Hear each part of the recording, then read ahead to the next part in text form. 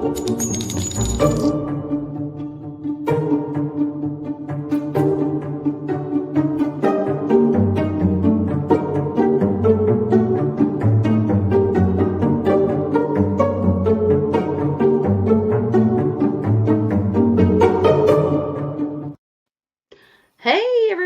to the True Crime Squad. I'm Kristi Brower, here with my sister, co-host, and partner in all things crime, Katie Weaver. Hey, Katie. Hello. Hello. How's it going? Well, we're trying an experiment.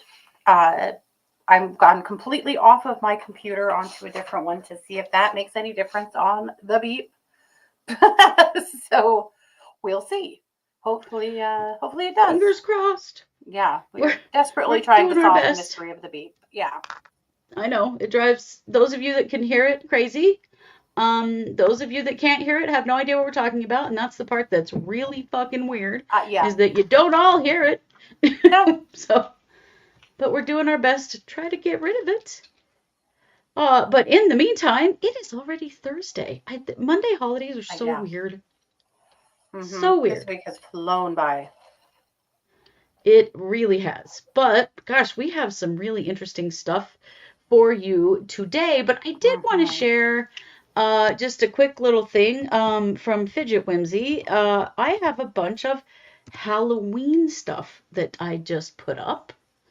Fun. I've shown y'all some of it, but it's a bunch of really fun little Halloween-y type things. And it's a lot of keychains. Not all keychains, but some. And I wanted to just share a couple of things with you. I'm going to post this link in the chat. It is a vampire bat keychain that is so cute. Fun. The bat is hanging upside down on your keys. So I'm just going to post that in the chat. Go check it out. Check out my Halloween stuff. There's a bunch of other Halloween things as well. More coming. I have a devil dog chihuahua that is so fucking cute. But he has to be partially painted, so I'm working on him. But anyway, I'm excited about that. So go check out Fidget Whimsy. There's lots of stuff over there, but there's a bunch of fun Halloween fidgets over there. Having a good time. Awesome. So no one's hearing the beep. Good news. Oh, good. Vicky says she had been looking for reasons for the beeping all over her own house. That's hilarious. Because I think it makes about as much sense for it to be in your house as it does for us, Vicky, because we can't fucking find it. And we can't hear it. So we're so confused. It's just so confusing. So we're going to keep working on that. And we're getting ready for a fair this Sunday. We're excited. We haven't done one in a little while. And I don't know about you, but I'm getting all my fall stuff ready. I have another keychain that is candy corn. Can't believe I didn't bring him in with me. I forgot. But I have a little candy corn fidget keychain. Oh. Just, having fun. Making I love it. Whimsical things, because that's what I love. I've done very little. little. Have you? For this fair. Yeah. This is a jellyfish keychain I have now. See that's so cute. Yeah. It's my favorite thing. I carry it around in my pocket because it's really fun. Oh, it's adorable. Danielle says she can usually hear the beep, but now the sound is beep free. Oh my God. Okay. Have we done it? Have we solved the Have beep? we solved the beep? My God. It would be really worth it. Really, really worth it. If we had. So you haven't done much for this fair yet? No, I just haven't felt good enough. But I have a lot already prepared. So I think I'll probably just mostly roll on what I've got. And that's all right. Get there. Right, Shannon? Don't jinx it. Oh, no. Right. Just in this period of going through this treatment schedule for RA, it is brutal, man. And per normal, no one warns you. Nobody told me I was going to be this sick. My God. So anyway, it's fine. It will be fine. They said 6 months. I'm 3 months in now? 2 months? Okay. I'm 2 months in. You're only 2 months in? Oh, wow. Yeah, but I only have two more actual infusions, along the way into 6 months. So it can only go up from here. But yeah, I just I'm having a hard time feeling very creative and Yeah, that's okay though. I mean, it comes in ebbs and flows, and I'm in the ebbs, so. It does. And you have all kinds of Mhm. fun stuff to do. So yeah, I'm looking I forward to do. it. Yeah, It's yeah. kind of starting to turn fall here, not Hmm. quite, but it's definitely cooler and more pleasant to be outside. Oh yeah. Well, I do have Oh, one project forthcoming, actually. Now that I think about it, mm, waiting for some things to come off the printer, but I'm making cemeteriums. oh yes. They are so freaking cute. Oh my God, I cannot wait. I'm so excited. So I have everything now to assemble them except for the things coming off the printer, but the cemeteriums are actually going to be absolutely amazing. So there is that. They are. I am excited. Oh, Shannon, I know you're in Vegas. It's still 108 there. Oh my Oh, God. Shannon, no. No, no, no, no, no. That sucks a lot. I'm sorry. Mm-hmm. Hey, Jess. You Tracy probably says, need never like a heard the big beep anyway. hat, right? Yeah. Oh, yeah. Do you need the hat? Do you need the Tellus Yeah, hat? yeah. She needs a big hat. And by God, don't chop it up with scissors. You're gonna need that. Yeah. You are, yeah. You won't need to because you haven't killed anyone. So it's so funny to me that I'm covering a case right now that is also a Las Vegas trial. Like, Hmm. weird. I've never covered one, and now I'm doing two in a row. It's really funny. Yes.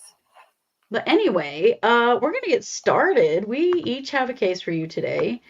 And Hmm. Katie, we can only call your case a WTF news. The West of WTFs, or the largest Yeah, F ever. Yeah.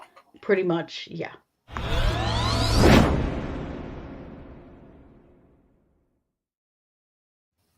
There is a trial that has just begun in France, and the case will blow your mind.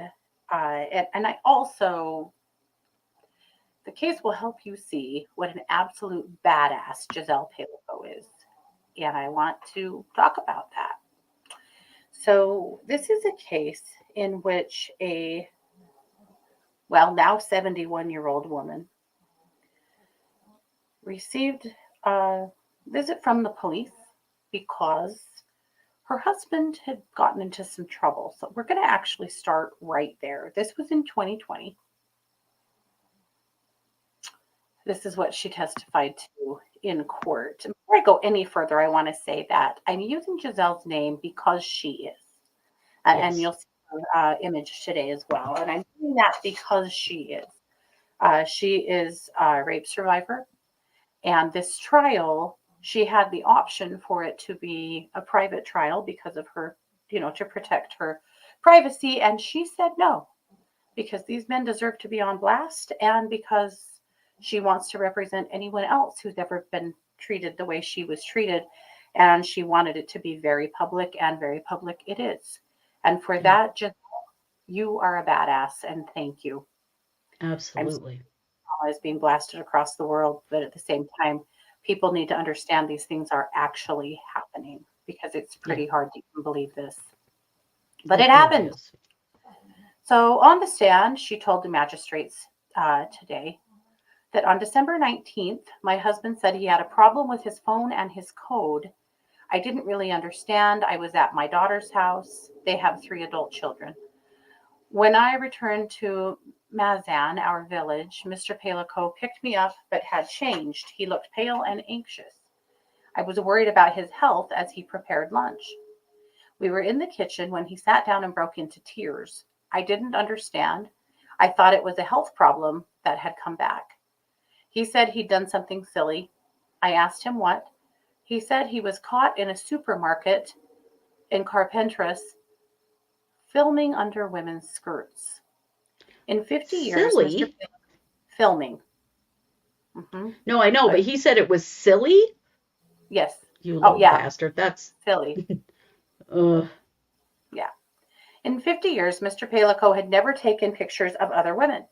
I said, I forgive you, as we've never had any problems in 50 years, but there won't be a next time, otherwise I will leave. He said, I'm not going to do it again. I trusted it as our relationship was based on trust for the past 50 years. Mm. Well, the police obviously needed to do some investigating on this. And when they did, they searched his computer and they found a folder titled Abuses. And in that folder, they found over 2,000 videos and pictures of Jazelle Pelicot drugged, lying on her bed, being sexually assaulted. And a deeper dive into his computer history discovered that in 2010, somewhere around 2010, 2011, he was in a group on the internet of men discussing basically fantasies for being able to rape helpless women. Oh my God. And apparently an idea was born. Jeez. And he started drugging his wife. This is Jazelle. He started drugging his wife. She was around 59, 60 at the time. And inviting men to come to their home and sexually assault her. So he was putting a massive amount of sleeping pills and other pills in her evening meal or in her wine. Wow. Men were instructed to not come smelling like cigarette smoke or smelling like aftershave of any kind. And that if she moved even a twitch, they were instructed to leave. So over the course of the next 9 or 10 years, he allowed all of these men into their bedroom to sexually assault her.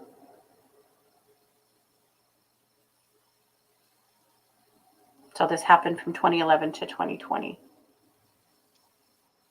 My God.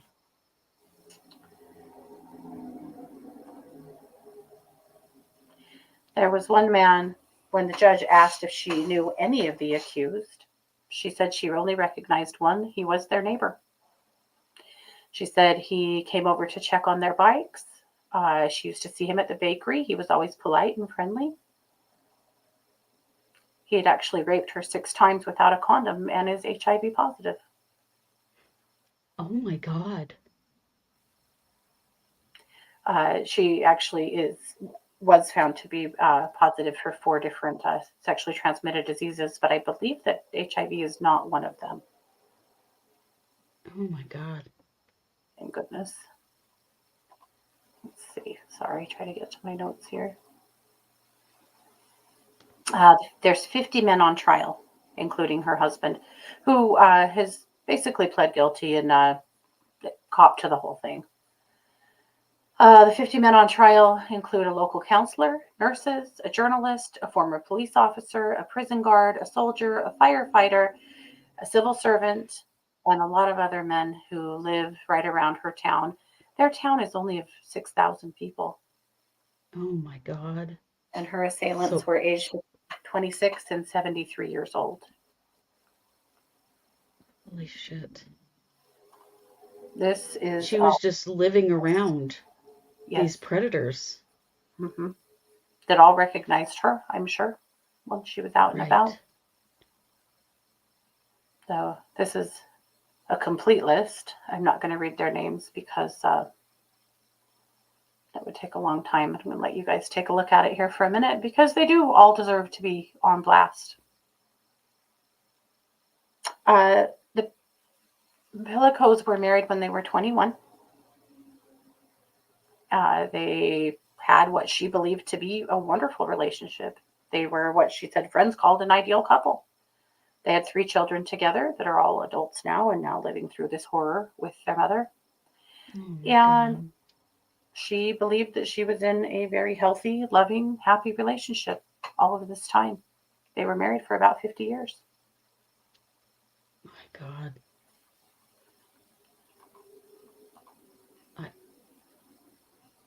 This is Jazelle testifying. Wow. It's unfathomable to me. Mm-hmm. This is Dominique.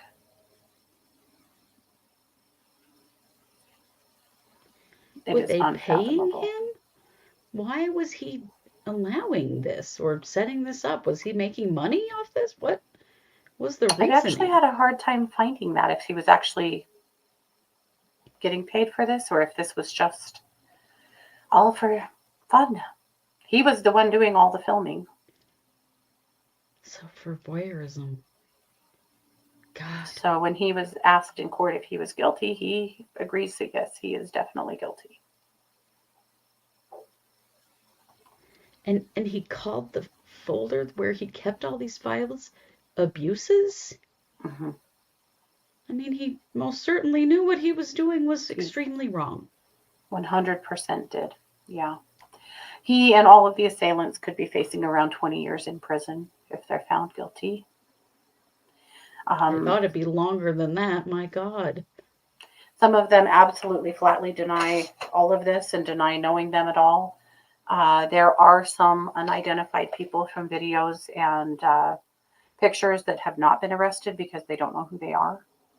Oh my God. But here we have Jazelle showing up in court every day. She's holding her head up high. She's got immense support from the community, and her children have been there, though it sounds like court's been really, really hard on them. And there's been plenty I would imagine. Leaving the courtroom because it just got to be too heavy. Yeah. God. She started having some health problems. Started losing time and couldn't remember anything. And didn't even trust herself to do some things alone because she felt like she would, like she didn't trust herself to take the bus to her daughter's because she was afraid she'd miss her stop, or the train, I think. She thought she had Alzheimer's. She told her husband she thought she had Alzheimer's. He agreed, let's go to the doctor, let's find out what's going on. They went to the doctor, they did some tests, they said you do not have Alzheimer's. She lost some motion in one of her arms for a while for no reason that they could tell, and has just basically been living in a fog for the last 9 years, thinking that maybe there was something wrong with her cognitively because she couldn't quite get her memory together, because she was giving immense amounts of sleeping pills. It's amazing she survived this. It really he is. didn't overdose her at some point. My God. Yep.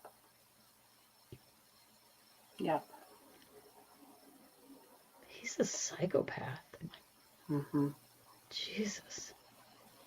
She told the court that on the outside she looks like she has it together, but on the inside she is completely crumbled and her entire world has been destroyed. Yeah. Which, how couldn't it be? Yeah. And somehow all this wasn't enough for him, so then he had to be filming up women's skirts in the grocery store too? Yeah. Somebody just hit him with a train. God. Absolutely. Absolutely. So that's what we know so far. This is now, marching through the court system. I don't know a lot about the court system in France. I don't know how long this trial will take, but there are 51 people on trial. So I'm assuming it's going to take some time, which makes me really sad for Jazelle because she needs to be free of this. She deserves to be free of this. She certainly does. But what a badass to say, no, we're not doing this in secret. All these fuckers' names need to be right out there. Well, the judge really praised her for that and told her that doing this in secret was exactly what her attackers would have wanted. Right. And by doing this right out in public and letting the press have, pretty good role in it, that's the best thing she could do. But she said she's doing it for anyone else who has been or would be drugged and raped. So, good on you, Jazelle. You didn't deserve this. We'll keep watching it, and we'll keep you guys abreast of what happens. Absolutely. Absolutely hoping for 51 convictions. As of now, there are 20 of them that are in custody and 30 of them that have bailed out. Wow. Yeah. None of them should be allowed to bail out. That level of predatory behavior, they should never get out. Imagine these men in their 20s. Imagine any of these men But men in their 20s that are essentially raping their grandmother, Yeah. It's so bizarre. And all of them. I mean, I don't know if that means anything. There's no evidence that I can find that he's abused anyone ever, except for this. Yeah. Because he's a voyeur. He doesn't abuse people. He watches other people abuse people. So he's always one step away. But how many other things has he witnessed? Right. Tough to say, especially the fact that he had that file on his computer and was hanging on to that. Wow. Well, and did he, that he had it there, like he was looking at those things. Mm-hmm. God. Yeah, for sure. Yep. Jesus. Yeah. Because she is sitting for these interviews with these magistrates, they ask her some hard questions sometimes. And the judge asked her, "Were you ever an accomplice?" She said, "I was never an accomplice. I never pretended to be asleep or anything." Yesterday, the rapists refused to be called rapists. And their counsel had argued that it's not fair to call them rapists because they haven't been accused of anything.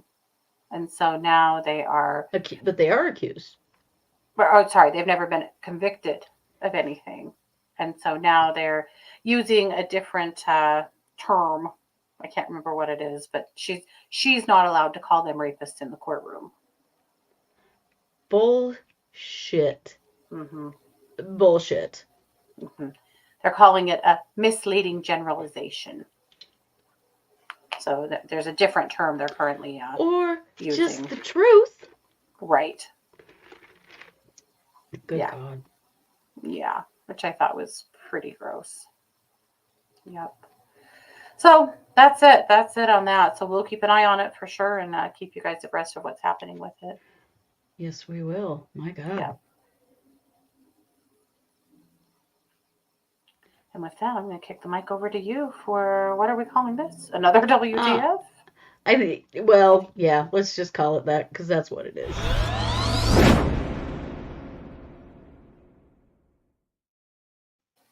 So, of course, this is, we started talking about it last night, but this is the trial of Deobra Redden is going on right now. Mm-hmm. And Deobra Redden is the man who flew Superman style over the judge's bench and attacked his judge in January of this year. And he is on trial right now. So he had 7 charges out of that incident that were, assaulting the various people, but because there were actually 6, it took 6 people to get this man off from the judge and to stop this assault, and all of them were assaulted. He has pled guilty to all of their assaults, but he is charged now, in this trial, he has pled not guilty by reason of insanity for the attempted murder of the judge. Now, this is Nevada. And we just learned this with the Robert Tellis trial, that in Nevada, there is an enhancement for assaulting or attempting to harm or kill someone over the age of 60 years old. And the judge at the time was 63. Yeah. So what I've got for you are just some clips of the opening statements from the prosecutor and the defense. Because I think it's pretty interesting to see why they're calling this an attempted murder. That's what the charge is. And that's really what the defense is objecting to. Had this also been like aggravated assault or something, I think he probably would have pled on it. But but because it's murder or attempted murder, they're trying to pull the insanity card. So let's watch the prosecutor's opener because it tells the entire story. I tried to kill a judge today. Those were the defendant's words mere hours after he violently attacked Judge Mary Kay Holvis in this courthouse on January 3rd of 2024 in courtroom 3F.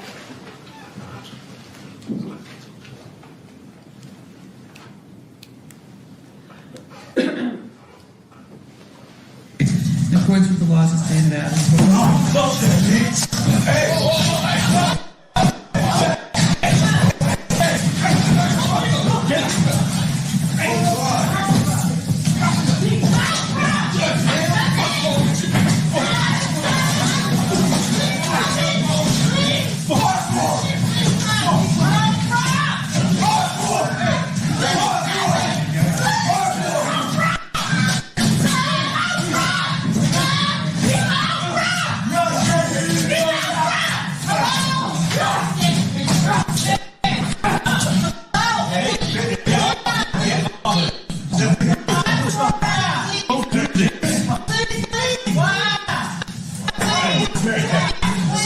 Is she okay?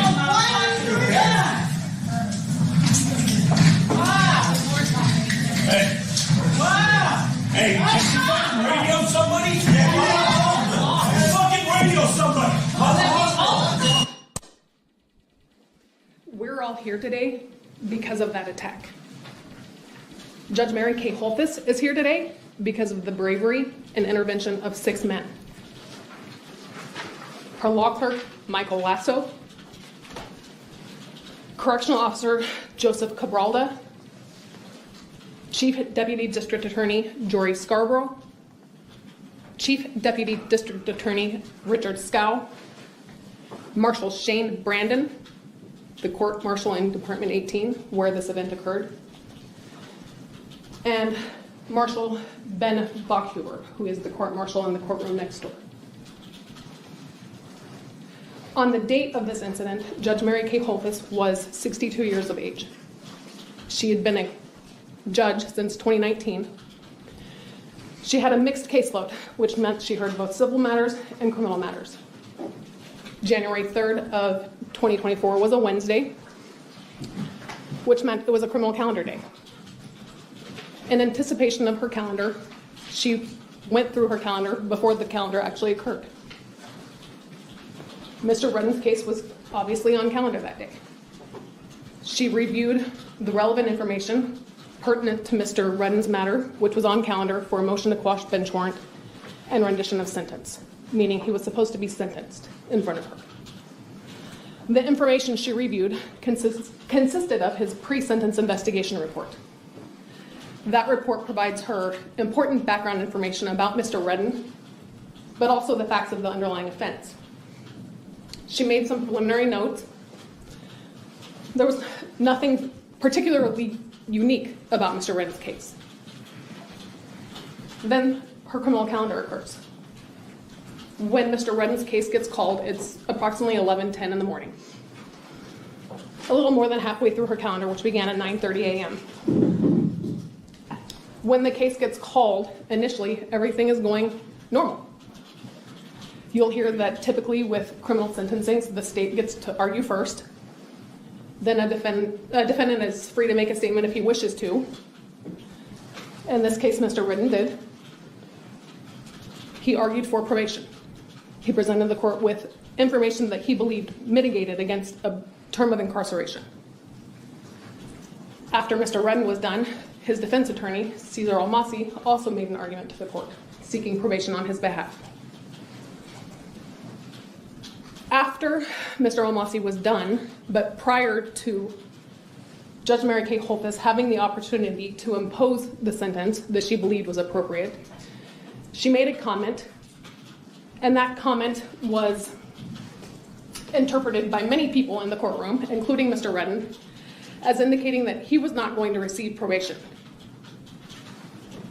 After that comment was made, and before she imposed the sentence, Mr. Redden jumped over defense counsel's table, which was approximately 2.5 feet tall and 3 feet deep. He then bolted towards Judge Mary Kay Holthus' judicial bench.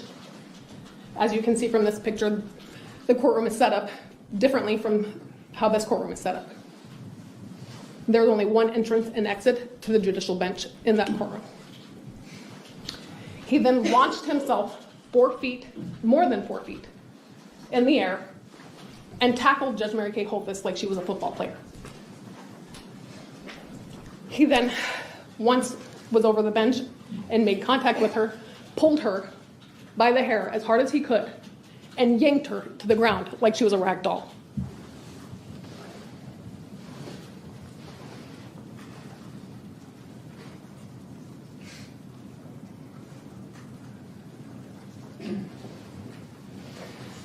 When she testifies, you'll hear that she remembers being struck in the head, but she doesn't remember how it happened. She doesn't remember if it was an intentional act by the defendant, whether her head hit something, an object nearby during this altercation.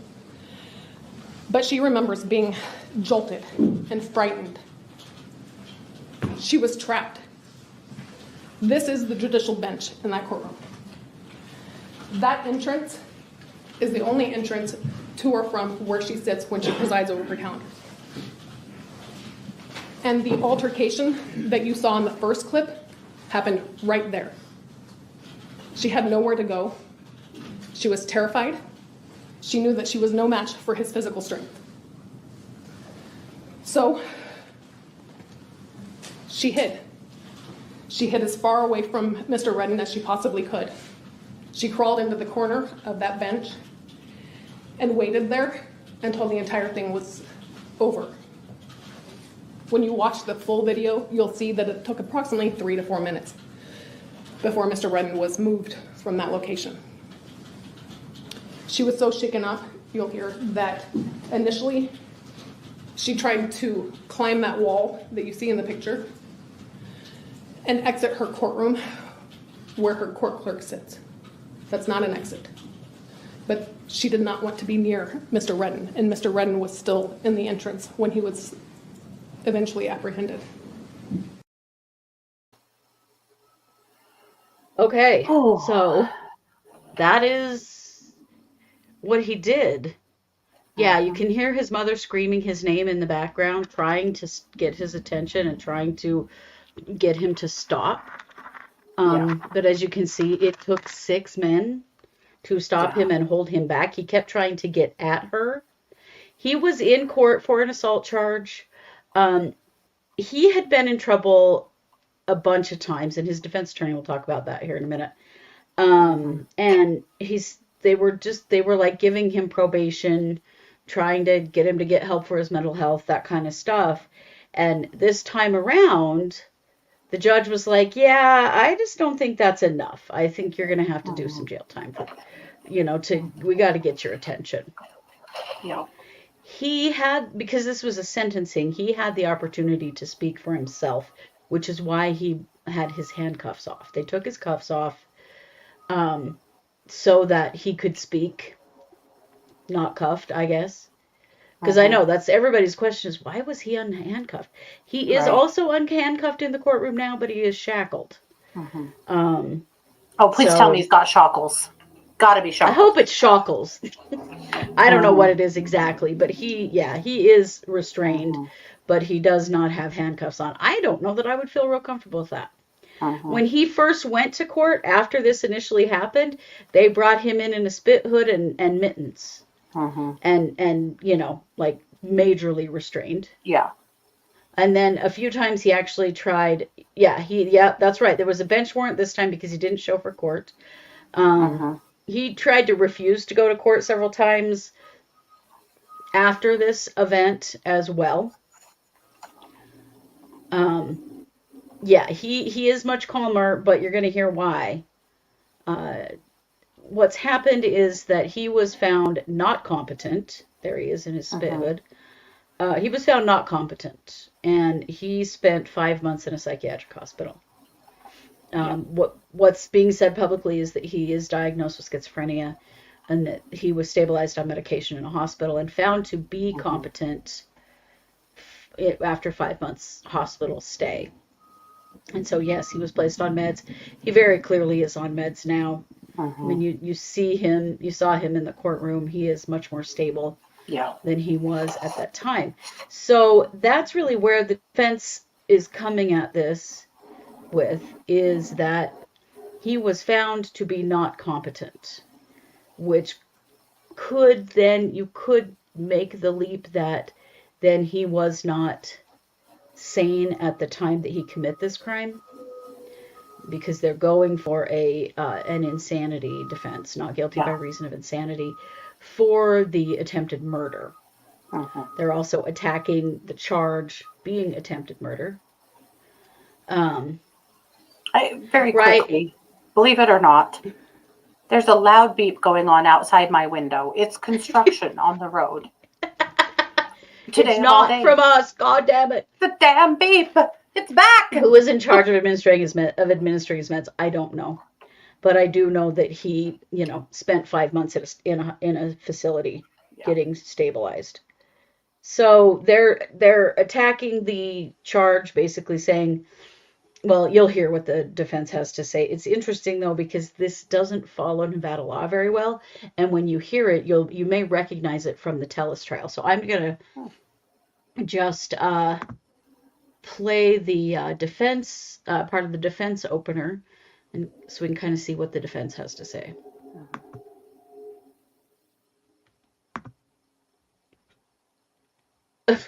Well, I will, hopefully.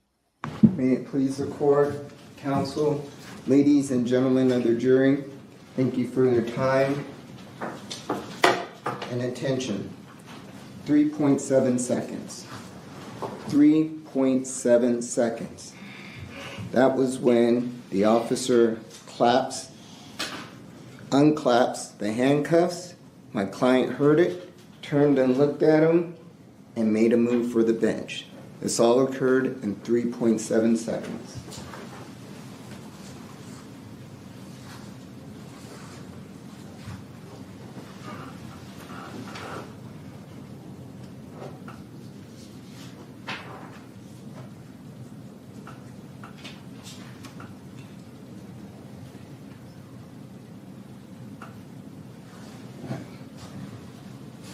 .7 seconds.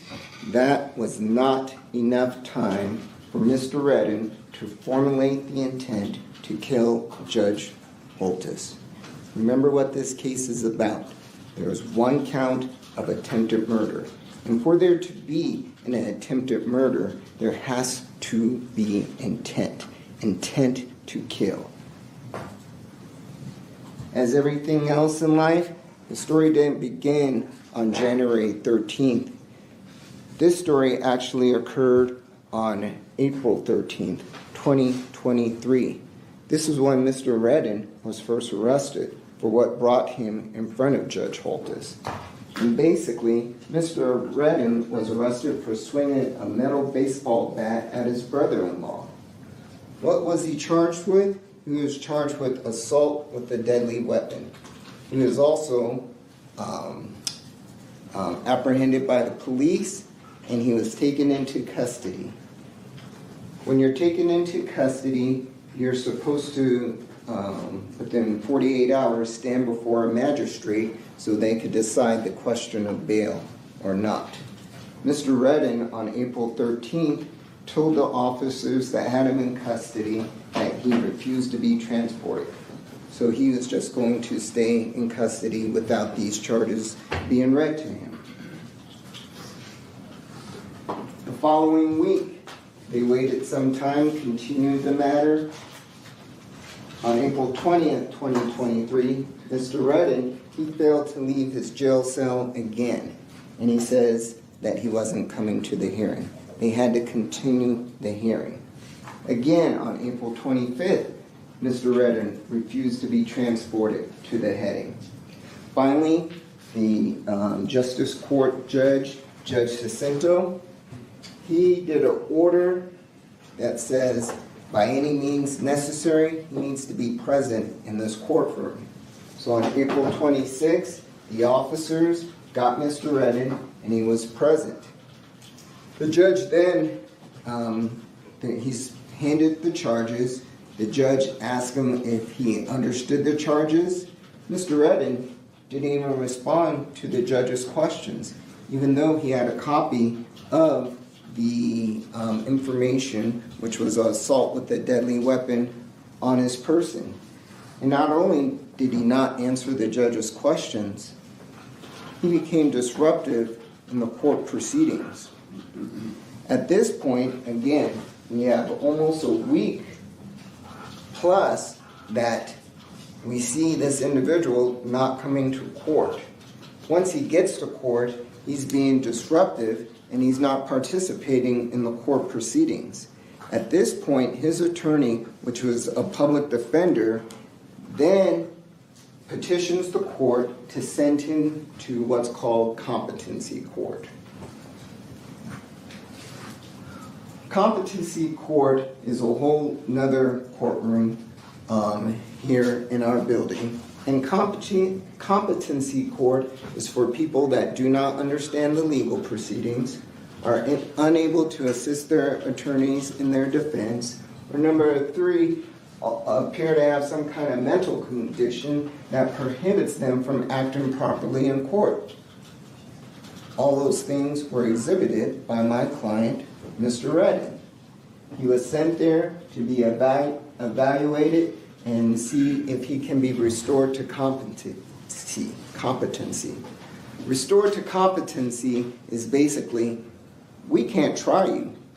We cannot prosecute you under the law since you're not understanding what's going on. You're not displaying courtroom behavior, you're not helping your attorney out. We can't sit here and prosecute you. Right. So, basically, he's found on May 23rd, he's sent to Lake Crossing. Lake Crossing is a mental institution here in town, and what they do at Lake Crossing is make sure that you're evaluated to test your competency. Sometimes, people are sent there and they have lingering symptoms like they're just making up, acting crazy. Other times, they sit there and evaluate someone and their mental instability is so severe, they just have to stay at Lakes Crossing for an indefinite amount of time because, again, the state can't prosecute you under that incompetency.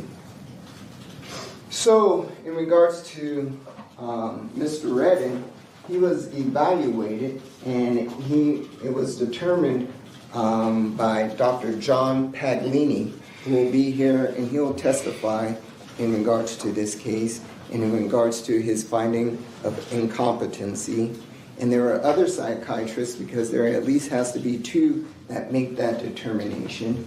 And what they determined was he was incompetent to stand trial, and so he was given a course of medication because his evaluation indicated that during this course of medication that would calm him down, bring him back to earth, bring him to a person that we can work with, that he can go to court, he can understand the proceedings, and not be disruptive in court.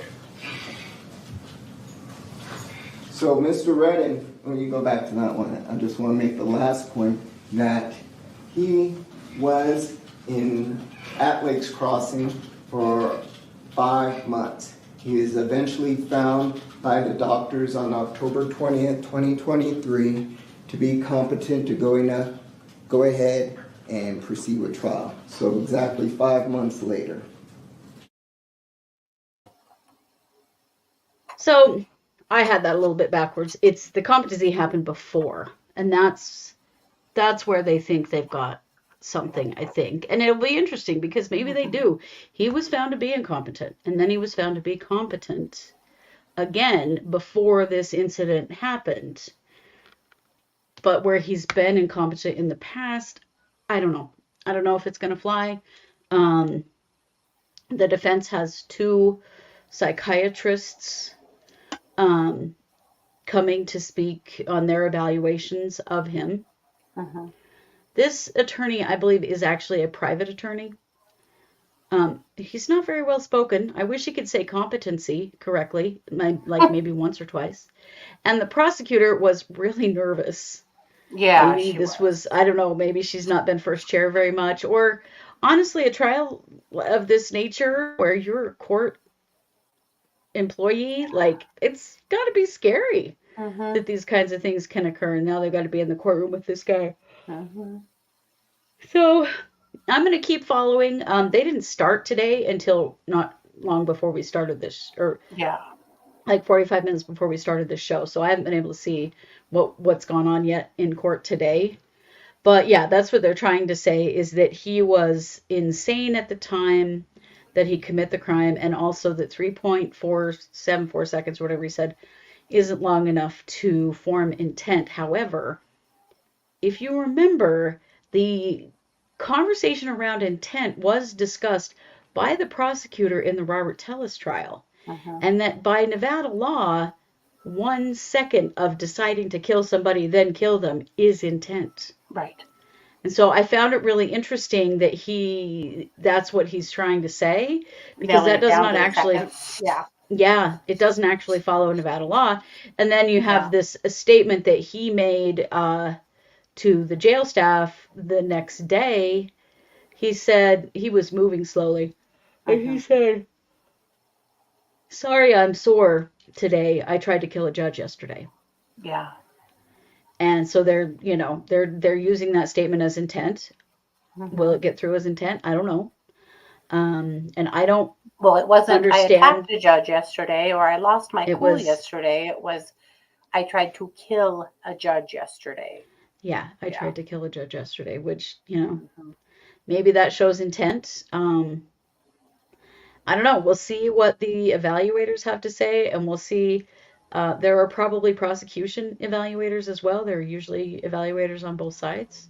Yeah. So we're going to see if this is going to qualify for an insanity plea or not.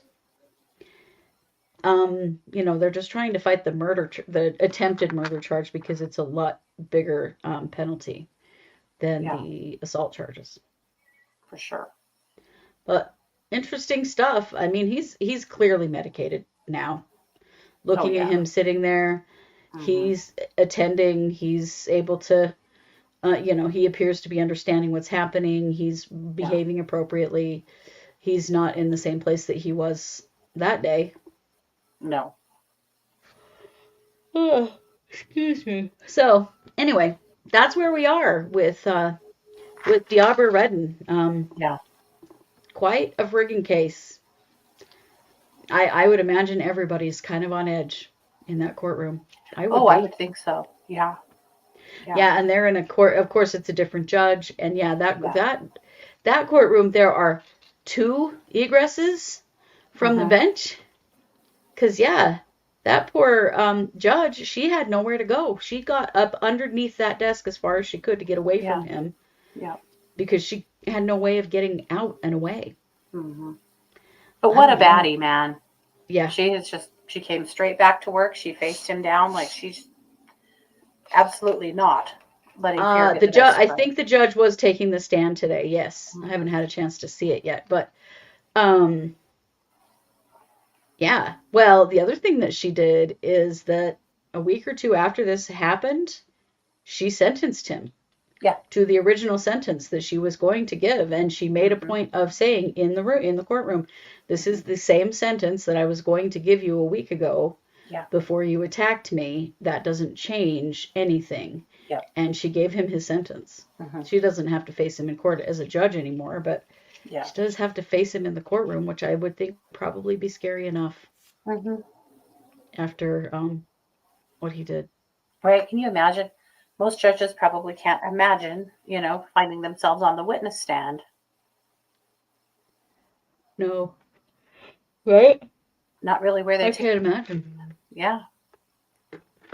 And all that court staff too. They don't usually have to be witnesses, but it does happen. I mean, these things do happen in courtrooms, but it's a pretty shocking thing to see it, and with all the sound. Oh, because somebody said, "I'd never heard all the sound before." Right? No, neither had I. What was released didn't have all that sound.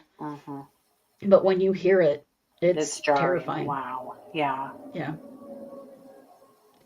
It really is. Yep. Those papers, I know. Did they have blood on them? I wasn't sure. What they're reporting her injuries were just mostly bruising. But I think there may have been some blood, because the only other injury is he actually pulled out a clump of her hair. Well, the one bailiff that was really hurt, his scalp was torn open. Yes. So he probably bled a lot. Yeah. Yes. Yeah, because head wounds do. Mhm. Yeah. So quite a case. Interesting is. to see that. So we're going to continue to cover it. I'll talk about it again more next week. I want to share the judge's testimony. I want to hear what she has to say. For sure. Yep. Yeah, All one of the right. sheriffs had a laceration. Yeah, they all had some injuries Mm-hmm. to some extent. So, yikes. Yeah. I'm glad that he's getting help. He appears he is. Yeah. And he's been in jail because he was sentenced on this other thing. Mm-hmm. And so, that's part of why Yeah, he's in the system. Yeah. he is in the system and will be for quite a lot longer. I'm not exactly sure what the plea deal is around the other stuff, but I'll talk more about all of that next week now that we kind of know what the case is that they're presenting. For sure. And with that, this is the end of the week for us. Mm-hmm. Hard to believe. I know. It's gone quick. It has gone quick. We have a fun announcement for you. I imagine we'll probably make that, I don't know, on Monday? I would think so. We're about there. Yeah. Yeah, we have something fun we're going to share with you, a new project. Mm-hmm. And yeah, so I'm excited about that. Yeah. And if you're local, we are doing the Mystic Misfits Fair on Sunday in Idaho Falls. So come over and say hi. Yeah, come see us. And if you're not, get in the car. Yeah, right? Be sure you go check out our SoundCloud. We've got lots of the songs over there if you haven't heard them all yet. Our link to our SoundCloud is at truecrimesquad.com. Everything's over there. You can tip us there. Our stores are there. Our merch is there. Our Patreon is there. Like, everything's there. And yeah, we're working on making some changes to how we handle certain things that we do. Yeah. To make them maybe better for you guys and better for us, since we've had this situation with YouTube. And so, yeah, I think by Monday we're going to have a lot of things to tell you about. Yeah. So in the meantime, take good care of yourselves. Do some fun things. Take some breaks from crime, because we all need the breaks from crime. And you know it. We are the True Crime Squad. Thanks for being here. Take care.